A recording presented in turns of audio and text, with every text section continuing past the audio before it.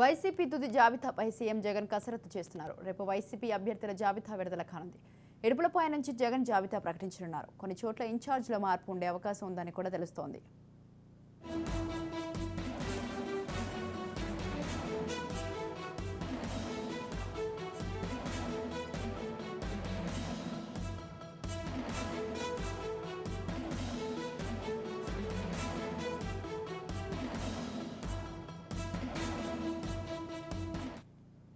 YCP తుది జాబితాపై CM Jagan కసరత్తు చేస్తున్నారు. రేపు వైసీపీ అభ్యర్థుల జాబితా విడుదల కానుంది.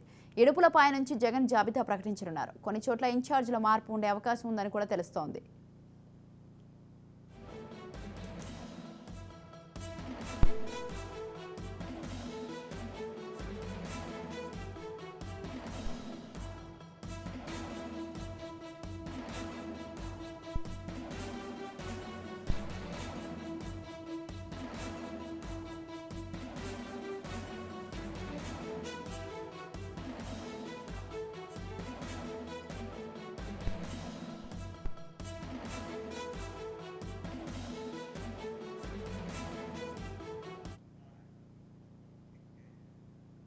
వైసీపీ తుది జాబితాపై సీఎం జగన్ కసరత్తు చేస్తున్నారు. రేపు వైసీపీ అభ్యర్థుల జాబితా విడుదల కానుంది. ఇక ఇడుపులపై నుంచి జగన్ జాబితా ప్రకటించనున్నారు.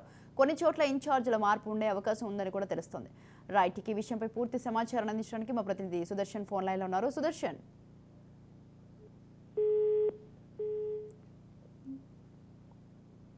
తెప్పించుకొని ఫిల్టర్ చేసుకున్న తర్వాత ఫైనల్ గా వైసీపీ లిస్ట్ అయితే రెడీ అయింది. 2024 అసెంబ్లీ పార్లమెంట్ ఎన్నికల్లో ఆ పార్టీ తరఫున తలపడబోయే అభ్యర్థుల లిస్ట్ ను రేపు సీఎం జగన్మోహన్ రెడ్డి ఇడుపులపై వైఎస్ఆర్ ఘాట్ సాక్షిగా ఆయన అనౌన్స్ చేయబోతూ ఉన్నారు. అంటే లాస్ట్ టైం కూడా అక్కడే చేశారు. దీన్ని ఒక సాంప్రదాయంగా ఆ పార్టీ ఫాలో అవుతూ ఉంది. కాబట్టి అందులో భాగంగానే రేపు ఆయన ఇడుపులపైకి రాబోతున్నారు. అక్కడే 175 నియోజకవర్గాలకు సంబంధించినటువంటి ఎమ్మెల్యే అభ్యర్థులు, అలాగే 25 నియోజకవర్గాలకు సంబంధించిన పార్లమెంట్ అభ్యర్థుల పేర్లను ఆయన స్వయంగా ప్రకటించబోతూ ఉన్నారు.